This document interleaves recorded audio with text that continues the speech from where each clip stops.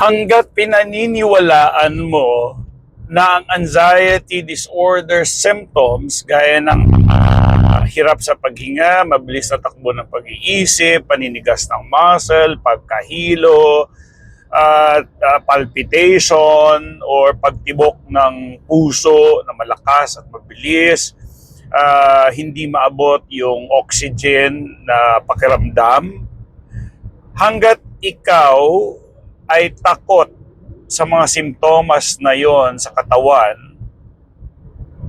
at ginagawa mong big deal talaga ang mga simptomas na yon, then malayo ka pa sa management ng anxiety disorder.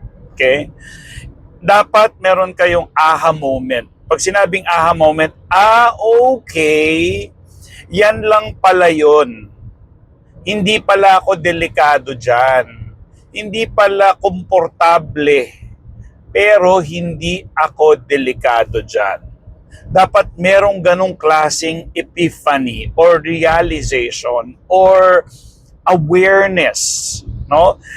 Kapag nagkaroon lang kayo ng moment na yon, no, ng sandaling ma-realize ninyo na, okay, hindi talaga pala komportable, napakapangit lang ng pakiramdam, pero ako'y ligtas, wala ako sa danger.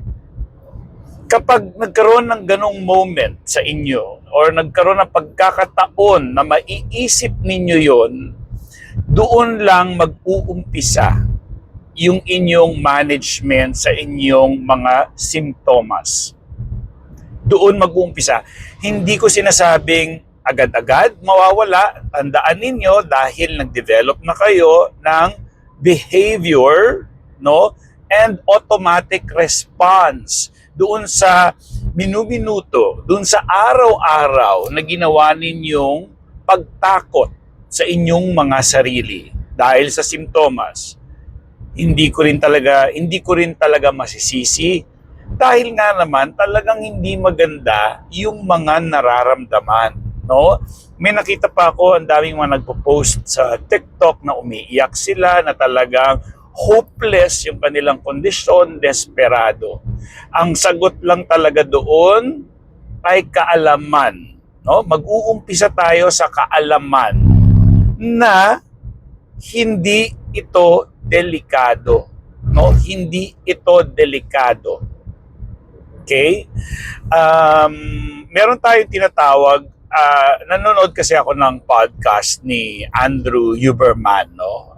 Actually, may ginawa akong video last time. Akala ko na-acknowledge ko siya, para hindi ko ata na-acknowledge. Kasi may nagustuhan akong podcast na, alam niyo, scientist talaga kasi yung mga sinusundan ko, no? Yung mga bagong pag-aaral, ganun. So may may guest, I forgot lang the surname, pero ang pangalan si Mark. May letter P yung surname niya. Hayaan niyo, isasabihin ko kung pag nakita ko ulit, okay? So importante, no? Well, yung sinasabi ni Andrew Huberman, pag-handle ng stress, no? Tatlo parang may tatlong level, no? May 1, 2, 3, merong biglaan, no? Merong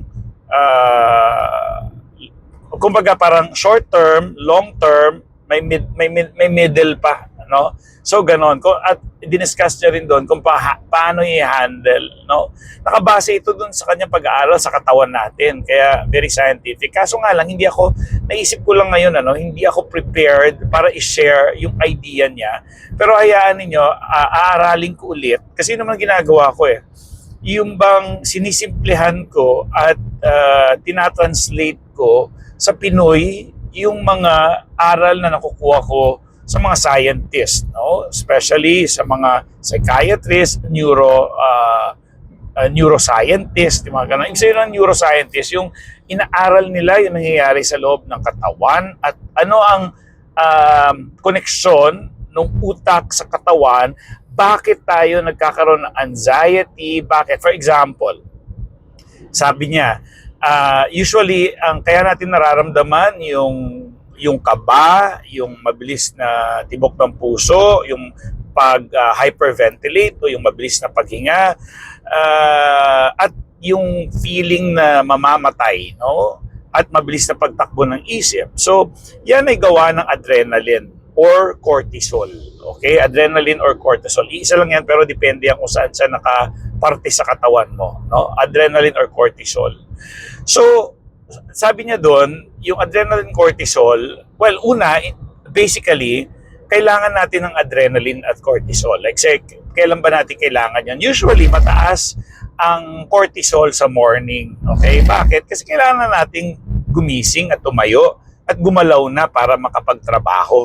Okay? Or makapag-aral o kung ano man yung ginagawa natin sa araw-araw. Kasi nung panahon ng mga sinauna, mag-hunt na sila ng kanilang pagkain. Ng mga sinaunang tao, mag-hunt na sila ng pagkain para mabuhay sila. Tandaan ninyo, lahat itong nangyayari sa atin ay survival. Although, ang feeling natin para tayong mamamatay. So, pero kaya ginagawa ng katawan yun ay survival. No? Survival. Ibig sabihin survival, gusto ng katawan mabuhay ng matagal at hindi tayo mapahama. Kaya niya ginagawa yung mga nararamdaman natin. Kasi ang gamit talaga niyan ay para tayo kung may totoong danger. No, kung totoong may danger talaga. Kaya nga sinasabi ko laging galing siya sa takot eh. At kung may takot tayo, 3, 4 yung pupuntahan niyan. No, may tinatawag tayong fight, flight, freeze. Meron pa isa, faint. Meron pa isa, nakalimutan ko yung isa. Pero hindi masyadong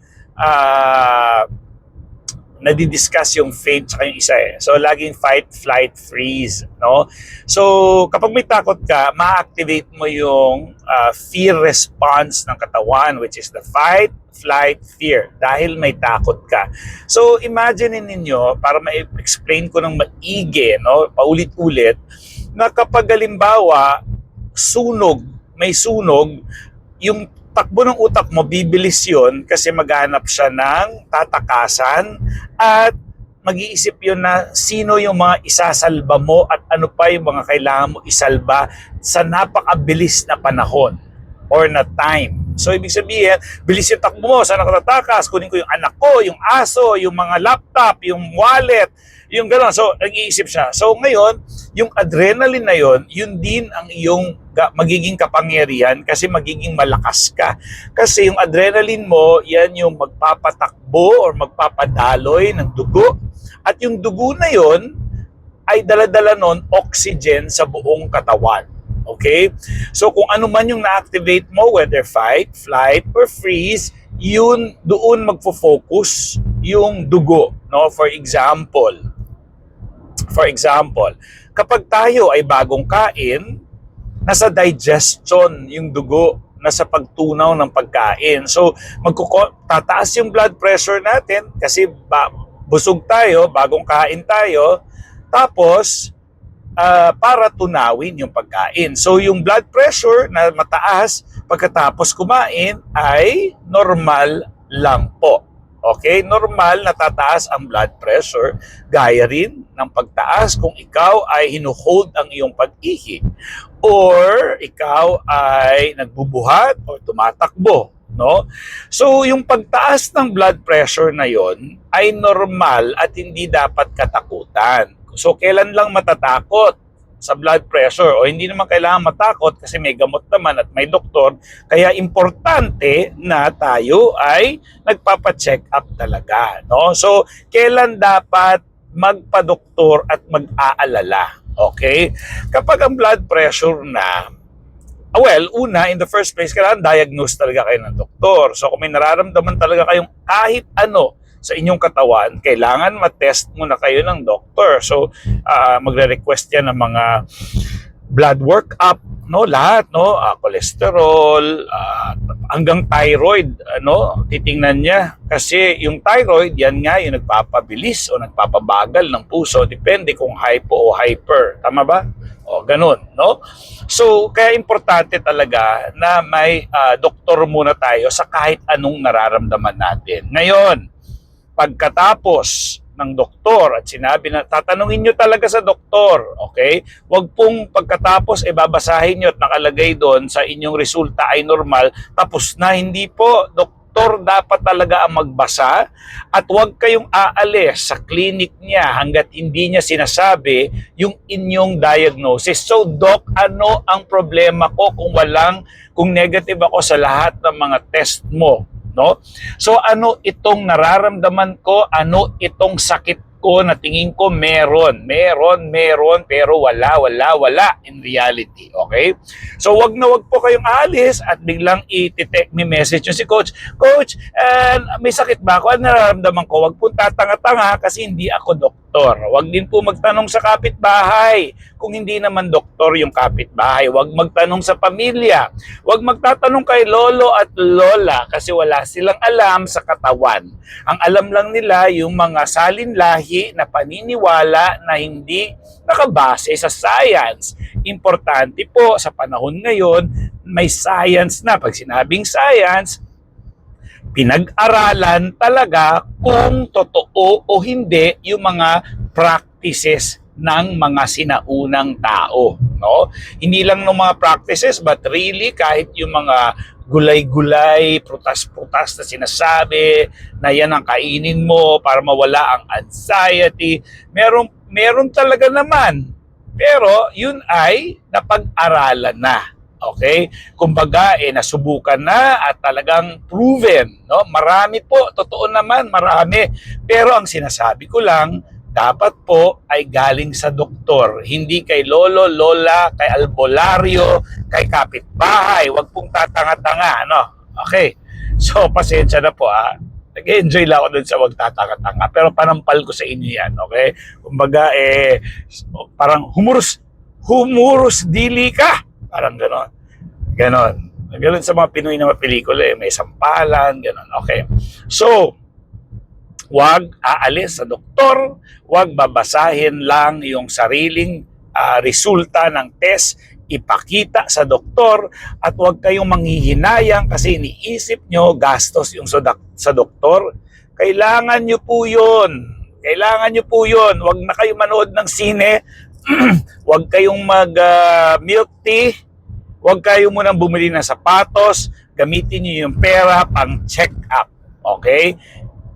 Isang beses lang, no? At masabi ng doktor na kayo ay, or dalawa kasi babasahin niya yung resulta kasi mag-resulta ka pa no? So magte-test ka, kailangan bumalik sa kanya. So mga 2 beses. Kapag sinabi ng doktor na wala talaga at medyo may pagdududa pa rin yung doktor, siya rin talaga ang magsasabi sa inyo na hindi, parang kulang yung test natin kasi baka may ganito ka. Gaya nung nangyari sa akin, ano?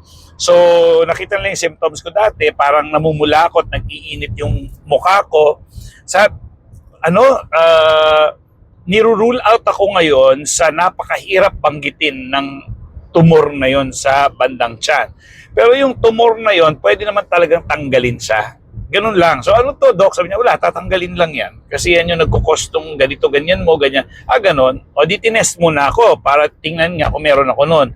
Negative po ako, wala. So yung katawan natin, very complicated. Kaya importanteng may doktor. Okay? Huwag gagamitin itong mga video ko pang diagnosis. May doktor. Huwag pong makulit. No? Ngayon, wala kang pera, huwag tatanga-tanga kasi may mga libre po na ospital at clinic. Hanapin nyo lang. Kung hindi nyo pa rin alam, magtanong sa inyong barangay. Saan ba may libre? Okay? Hanapin po kasi yun yung binabayaran ng mga taxpayers para malibre yung kahit hindi nagbabayad ng tax. No? Yan naman kami. No? Kami nagbabayad ng mga tax. Pera natin, yung nandyan sa ginagamit ng gobyerno na ninanakaw pa nga nila. Okay? Pera po natin yon. Kaya wag din po tayong tatanga-tanga sa pagboto. Nakita nyo na may criminal case. Halimbawa, may estafa na tumatakbo pa ulit. Ano ba yun? Tapos bubutuhin nyo ulit. O ngayon, di wala kayong libreng gamot dyan. Kasi nasa bulsa nila. Kasi ganun tayo katatanga, no? Kadalasan sa atin. Dahil taga Ilocos ako, bobotohin ko yung presidente ko. Dahil taga Mindanao ako, iboboto ko yung taga Mindanao. Ay, hindi po ganun ang basihan. Ang basihan po, yung talagang tumutulong sa Pilipinas. Yung itinataas niya yung kalidad ng buhay ng mga tao, yung may trabaho, may record. Hindi yung kung nakita nyo nang may record na nagnakaw, nakita nyo nang nandun siya sa gano'n, bubutuhin pa rin, nagpapaloko tayo sa kanila. Diba? Dapat hindi. O ano epekto sa'yo ngayon noon? Mahirap ka na, wala ka pang libreng ospital, wala ka pang libreng ano, na sana kung maraming pera yung gobyerno, baka sana may doktor dyan sa barangay nyo. Ngayon, dahil nga, kinamkam nila yung pera, dahil tatanga-tanga ka, o di wala kang doktor dyan sana sa barangay mo, na sana kung punong-puno tayo ng pera sana sa gobyerno, sabi sana, sige nga, lagyan natin ang bawat barangay ng doktor, so sweldohan natin yung mga doktor na yan, o saan sila kukuha ng pang-sweldo? Igagamitin nila yun dun sa pagbiyahin nila sa US, sa Japan, bibili sila ng magagandang kotse, ganun, no? So pag nakita kayo ng mga ganung klaseng tao, alam niyo magkano lang naman sweldo sa totoo niyan? Tapos nakatira kung saan-saan, hindi makakabili ng mga tipong 400 million, 300 million na bahay sa sweldo lang nila sa gobyerno. Hindi po ganun. Wala pong makakabili ng ganun. Pero bakit sila doon nakatira? Except for, syempre si Manny Pacquiao, may pera talaga siya dahil sa laban niya, di ba? Talagang maraming milyones yon. Pero yung iba, saan nakuha yung pera? Pag nakita nyo ganun yung mga bahay, ganun yung tipong mga 100 million, 200 million yung mga bahay, ano na yun, indication na yun, unless kung talagang mayaman sila in the first place. Halimbawa, yung mga bilyar na yan. Pero depende sa inyo, gusto nyo ba yung bilyar? Bahala kayo, wala akong pakialam doon. Ang sinasabi ko lang in general, sila bilyar kasi may negosyo talaga yun eh. Di ba? Yung pinapalawak nila. At ang focus nila yung mga road widening na yan, di ba? Yung mga chismis na ganon, na kaya nila pinapalawak yung kasi may bibilin silang mga subdivision doon para mas mahal yung lote. So, yung mga ganong bagay, no? So, hindi ako naninira, chismis lang ito, narinig ko. So, wag niyo ko paniwalaan, bahala kayo, no? Yun lang din naririnig ko. Okay? So, wala akong sinasabing totoo o hindi. Okay? Yun po, huwag po tayo tatanga-tanga. O di sana kung maaayos yung inyong mga pinagboboto, yung talaga bang artista, kunyari artista na walang alam, pag tinatanong, halimbawa, anong gagawin mo sa Pilipinas? Ikaw, anong tingin mong gagawin natin sa Pilipinas? Babotohin mo yon? Napunta na ako sa boto. Hindi kasi malapit na yung eleksyon. Importante ito. Bakit? Kasi sana, kung may pera tayo at magaling at maganda yung mga pinagboboto, ibig sabihin, maganda yung background, nag-aral talaga ng may pinanggaling, may skill, no? May kagalingan talaga. Hindi yung mabait lang. Wala kayong gagawin sa mabait. Walang kwenta yung mabait lang. Ang importante dyan, yung may kaalaman sa pagpapatakbo ng negosyo. Hindi kailangan mabait, no? Kailangan diyan, mas gusto ko stricto eh. Alam niyo ang gusto ko talaga, ito sa mga nakikita ko, yung si Vico Soto na yun, bata pero ang ganda nung dahil bata siya, idealistic siya eh. Sinasabi niya na bakit ko lalagay yung mga pangalan ko dyan sa mga project yan, hindi ko naman pera yan, pera ng ang ganda, di ba? Nakakatawa. Tsaka ina-awardan siya ng mga international. Sana ganun yung mga politika natin, no? Tapos transparent talaga siya. Kinukwento niya, ito yung pera, tinanggal natin yung mga ganito. Talaga sinasabi niya, wala yung mga secret fund na yan, wala. Bakit sa? Huwag na natin lokohin sarili natin, ha? Kung tayong mga Pinoy ay malakas pa rin yung sa kultura natin, taga-baryo ko yan, boboto ko yan, dahil magkasama lang kayo dun sa baryo o dahil kaklase mo siya, hindi ka nag-iisip kung may alam ba to, kaya ba ito, may nagagawa. Habang buhay po tayong ganito, kawawa lalo kayong mga mahihirap o tayong mahihirap. Okay? Kaya ako sinabi yung kayo, ibig sabihin yung talagang walang trabaho, maraming anak, talagang sa araw-araw umaasa lang sa kung ano man yung ano yung ginagawa niya. Okay, ako kasi medyo may trabaho pa ako konti, kaya hindi ko masabi talaga na meron naman, mahirap pa rin naman ako pero hindi ako mayaman, okay? So yun lang yung punto ko. So ang maapektuhan pa talaga nito yung pinakamahihirap ng society, yung mga walang trabaho, maraming anak, walang tubig, walang kuryente, yun pa maapektuhan. Wala silang pakialam sa inyo, yung mga mayayaman na, lalo na yung mga artista. Kadalasan dyan, may kakilala ako mismo. Okay? kaibigan niya yung artista na yon. Nasa isa kaming bar before, bata pa ako noon. Sabi yan, tumakbo yan kasi laos na. Wala naman pagkukuha na ng pera, tatakbo. Nanalo ha. O, yari ka. So kami, alam namin yung totoong storya, ikaw hindi mo alam. So ngayon, ang gusto ko lang, ang bottom line, pero may artista din na maganda, na maayos. Like, feeling ko lang, ito, feeling ko, opinion ko. No? Feeling ko at opinion ko, at nakita ko naman, pag pupunta ako dun sa lugar na yun, si Vilma Santos. Hindi kami close, hindi ko siya kilala, pero mukhang okay siya, no? Nakita ko naman yung Batangas, maganda. Siguro dahil sila mag-asawa, sila Ralph Recto, no? Artista yun. Pero natuto na yun dahil sa kanyang experience siguro, no? I'm sure hindi ko siya kilala, baka sabihin nyo, inaano ko siya. Para lang gusto ko masabi sa inyo na fair ako. Meron pa ba akong kilalang artista na maayos? Na talagang may... Wala hindi na ako masyado exposed para si Vilma Santos na ata kilala ko. Okay? So, yun, ganun ano. Yan. Lalo ni... Okay, anyways. So, mabalik tayo. Okay, mabalik tayo dun sa kwento-kwento ko muna. So, yun na nga. So, kailangan yung doktor magsasabi sa inyo kung ano yung diagnosis ninyo. Okay?